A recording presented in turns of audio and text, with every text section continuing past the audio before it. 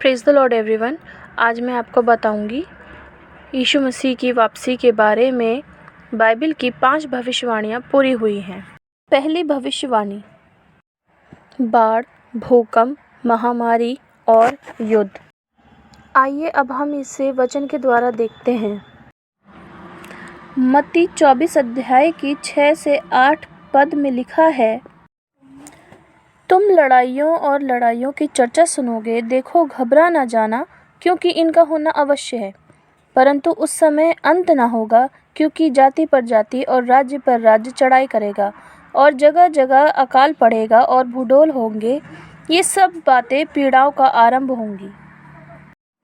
हाल के वर्षों में युद्ध लगातार हो रहे हैं, जैसे अफगानिस्तान में तालिबान के शासन का तख्त पलट, भारत और पाकिस्तान के मध्य विवाद, इराक पर अमेरिका का हमला और इजराइल और फ़लस्तीन के बीच युद्ध का तनाव। महामारी, बाढ़ व भूकंप भी सभी जगह अब दिखाई और महसूस हो रहे हैं। टिड्डियों का हमला होना, कोरोना वायरस, बाढ़ आना, भूकंप और तूफान, ये सब संकेत हैं कि ये भविष्यवाणी अब पूरी हो चुकी है। दूसरी भविष्यवाणी, आकाशीय विसंगतियों का प्रकटन। प्रकाशित वाक्य अध्याय 6 उसका 12वां पद कहता है, जब उसने 6वीं मोहर खोली तो मैंने देखा कि एक बड़ा भूकंप हुआ और सूर्य कंबल के समान काला और पूरा चंद्रमा लहू के समान हो गया। योएल अध्याय 2 उसका पद 30 और 31 कहता है, मैं आकाश में और पृथ्वी पर चमत्कार अर्थात लहू और आग और धुएं के खंभे दिखाऊंगा। यहोवा के उस बड़े और भयानक दिन के आने से पहले सूर्य अंधियारा होगा और चंद्रमा रक्त सा हो जाएगा। हाल के वर्षों में चांद के लाल हो जाने की कई घटनाएं सामने आई हैं। 2014 व 15 के चांद के बारे में 4 बार लाल हो जाने की घटनाओं की एक श्रृंखला सी घटित हुई है। इसी प्रकार 31 जनवरी 2018 में सुपर ब्लड ब्लू मून निकला, जो 150 वर्षों में एक ही बार निकलता है। इसी प्रकार 21 जनवरी 2019 में सुपर ब्लड वुल्फ मून निकला और सूर्य के काले होने की जिस घटना की भविष्यवाणी की गई थी वो भी दिखाई दिया। और कई पूर्ण सूर्य ग्रहण भी हो गए हैं, जैसे उसी साल 26 दिसंबर 2019 में सिंगापुर और 2 जुलाई चिली में हुआ था। इन घटनाओं में भविष्यवाणियों का पूरा होना दिखता है। तीसरी भविष्यवाणी,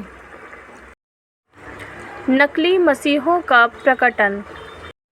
मत्ती 24 अध्याय उसके 4 व 5 पद में ये लिखा है कि यीशु ने उनको उत्तर दिया, सावधान रहो, कोई तुम्हें न भरमाने पाए, क्योंकि बहुत से ऐसे होंगे जो मेरे नाम से आकर कहेंगे कि मैं मसीही हूँ और बहुतों को भरमाएंगे। इस भविष्यवाणी में हम देख सकते हैं कि जब प्रभु आएंगे तो नकली मसीह पैदा होंगे और वे लोगों को भरमाएंगे। हाल ही में चाइना, दक्षिण कोरिया और जापान में नकली मसीह पैदा हुए, जिन्होंने लोगों को धोखा दिया है। इन नकली मसीहों में मसीह का ताज नहीं है और न ही वे सत्य की घोषणा कर सकते हैं। इसके बावजूद वे मसीह होने का दावा करते हैं और यही बात इस भविष्यवाणी को पूरा करती है। चौथी भविष्यवाणी, इजराइल की पुनर्स्थापना।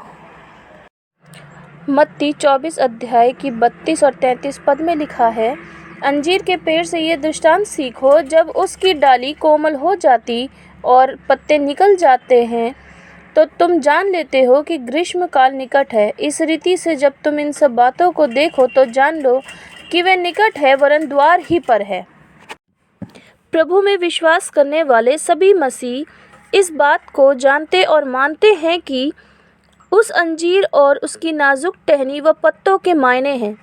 जब इजराइल की पुनर्स्थापना हो जाएगी, उस दिन प्रभु की वापसी का दिन करीब होगा और 14 मई 1938 को इजराइल की पुनर्स्थापना हो गई थी। अब ये स्पष्ट है कि प्रभु की वापसी की ये भविष्यवाणी साकार हो गई है। पांचवी भविष्यवाणी, पृथ्वी के कोने कोने में सुसमाचार का प्रचार।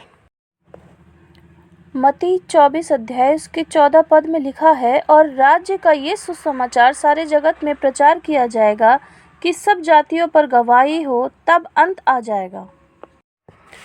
मरकुस 16 अध्याय उसके 15वें पद में लिखा है, तुम सारे जगत में जाकर सारी सृष्टि के लोगों को सुसमाचार प्रचार करो। आज पूरे विश्व में ईसाई फैले हुए हैं और कई लोकतांत्रिक देशों में ईसाई धर्म को राज्य धर्म की तरह अपना लिया है।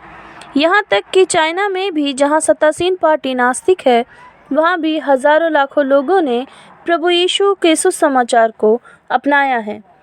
तो इस प्रकार देखा जा सकता है कि प्रभु यीशु के द्वारा सुसमाचार पूरे मानव जाति के छुटकारे का सुसमाचार विश्व में फैल चुका है। यह स्पष्ट है कि प्रभु यीशु की वापसी की भविष्यवाणी पूरी हो चुकी है और अब अंत बहुत नज़दीक है, या मैं ये कहूँ कि हम सब अब अंत में ही खड़े हुए हैं। अगर आप लोगों को यह वीडियो अच्छी लगी हो तो इसे लाइक व शेयर और सब्सक्राइब ज़रूर करें। और यदि आप लोग चाहते हैं कि मैं इसी तरीके से और बाइबल से जुड़ी नई चीज़ें आप लोगों के लिए लाती रहूं, तो ये चीज़ मुझे आप कमेंट में ज़रूर बताएं। और यदि आप लोग चाहते हैं कि मैं आपके लिए प्रेयर करूं, तो कमेंट में अपनी प्रेयर रिक्वेस्ट आप ज़रूर भेज सकते हैं। और लोगों के लिए भी आप बता सकते हैं जिनके लिए आपको प्रेयर करवानी हो। God bless you all. प्रभु आपको व आपके पूरे परिवार को आशीष दे।